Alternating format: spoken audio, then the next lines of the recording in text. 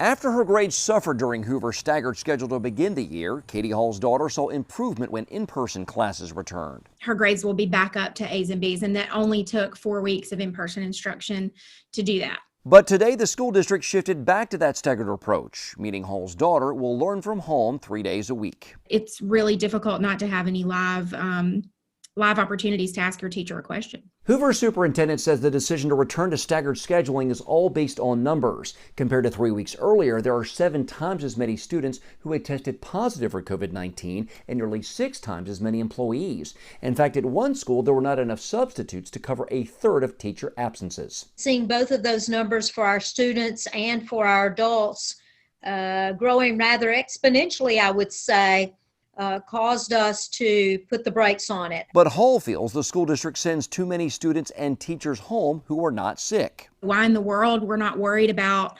having a more lenient approach to the close contact quarantines like we do in other essential services for our schools to prevent it from collapsing, which is what's happening with Hoover City. Superintendent Kathy Murphy says their approach is guided by the CDC's quarantine rules. So this isn't a Hoover City school policy. This is the Hoover City Schools being compliant with the expectations of the CDC. The staggered schedule runs through January 19th. Murphy says the holiday's impact on virus spread will dictate schedule choices going forward.